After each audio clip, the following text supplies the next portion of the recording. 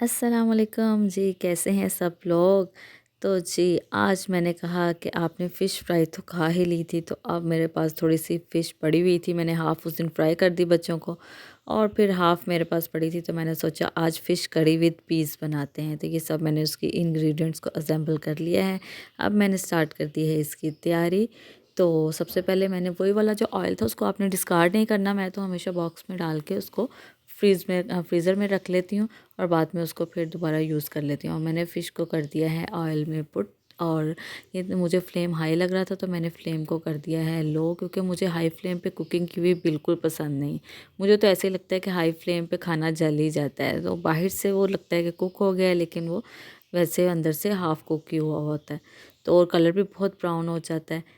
इसलिए आप normal flame पे हमेशा खाना बनाएं, तो बहुत ही अच्छा और टेस्टी बनेगा। बिल्कुल भी टेस्ट नहीं आएगा कि ये जला हुआ है। तो जी, ये फ्लेम को अब मैंने दोबारा कर लिया नॉर्मल, क्योंकि मुझे अब लग रहा था कि ऑयल अब ठंडा हो रहा है, तो फ़िश फ्राई नहीं हुई थी। तो अब मैंने कहा चलें इसको थोड़ा-सा मैं अब फ्लेम को हाई करती हूँ, ताकि हमारी फ़िश जो है वो अच्छे से फ्राई हो जाए।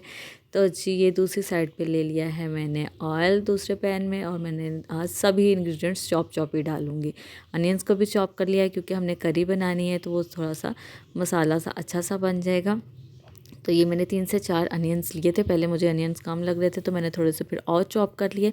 अब मैं इनको करूँगी फ्राई थोड़ा-सा, फिर इसमें अदरक लहसुन का पेस्ट जो है वो ऐड कर दूँगी। वो भी जब ब्राउन हो जाएगा, तो फिर हम टोमेटोज़ की जो ग्रीन चिली और टोमेटोज़ को मैंने क्रश किया हुआ है, वो मैं डाल दूँगी। अब इस मसाले में आपने जो है नमक मिर्च बड़े हिसाब से डालनी है, क्योंकि फ़िश पे ऑलरेडी मैरिनेटेड है, उसमें सारे हमने मसाले डाले हैं। तो इसमें जस्ट आपने थोड़ा सा सॉल्ट, रेड पेपर और हल्दी, ज़ीरा वगैरह आप डाल दें। और क्योंकि ज़्यादा ना हो, सॉल्ट का ख़ास तौर पे ध्यान रखिएगा, क्योंकि आपकी फ़िश काफ़ी सॉल्टी हो जाएगी जब ज़्यादा दिन मैरिनेट रहेगी।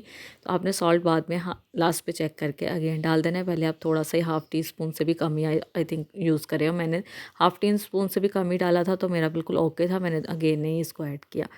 तो जी, ये फ़िश हो गई है फ्राई। तो अब मसाला भी हो गया है रेडी, मसाले को भून लेंगे। तो जी, अब मैंने इसके बाद इसको मिक्स कर लिया है। तो मैं अब इसमें डाल दूँगी लाल मिर्चें और धनिया पाउडर और बाकी सब इंग्रेडिएंट्स।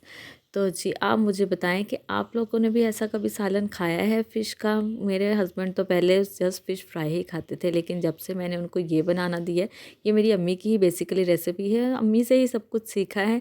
पहले तो बस मैं देखती रहती थी, बस यूनिवर्सिटी जाती थी, आके पढ़ती थी, सो जाती थी, खा लेती थी। बेड पे ही मुझे खाना मिलता था, कपड़े मुझे प्रेस मिलते थे।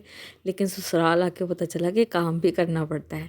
तो अब तो माशाल्लाह से सब कुछ कर लेती हूँ। जब मैं अपनी फैमिली में किसी का खाना करती हूँ, और जब ज़्यादा डिशेज़ रेडी करती हूँ, तो उनको यकीन नहीं आता कि ये सब कुछ मैंने ही बनाया है, क्योंकि मैं शादी से पहले बिल्कुल कुकिंग नहीं करती थी। तो जी, अब मैंने इसमें डाल दिए हैं पीस, और साथ में मैंने थोड़ा-सा पानी डाल दिया है, ताकि ये गल जाएँ। इसको मैं दे दूँगी स्टीम। कहते हैं ना कि ज़रूरत ईजाद की माँ है, तो वाक़ई ये एक लफ्ज़ मुझे कभी-कभी बड़ा ही मुहावरा याद आता है, कि वाक़ई ज़रूरत इंसान को सब कुछ सिखा देती है। पहले आप अपने ससुराल वालों को खुश करने के लिए काम करते हैं, अपने हस्बैंड को खुश करने के लिए, और फिर जब आपके अल्लाह ताला आपको बच्चे दे देता है और वो खाना खाते हैं, तो फिर तो माँ तो दिल जान से खाना बना-बना के लाती है। और मुझे तो बहुत खुशी होती है, अपने बच्चों को मज़े-मज़े के खाने बना के देती हूँ। तो जी, ये साथ-साथ मैंने कहा आज थोड़ी-सी बातें भी कर लें, हर टाइम कुकिंग की बातें करते रहते हैं। तो ये साथ में मैंने हमारे जो पीस थे वो हो गए हैं सॉफ्ट, तो मैंने इसमें डाल दी है फ़िश के स्ट्रिप्स जो हैं वो ज़रा पतले-पतले से ही रह गए थे।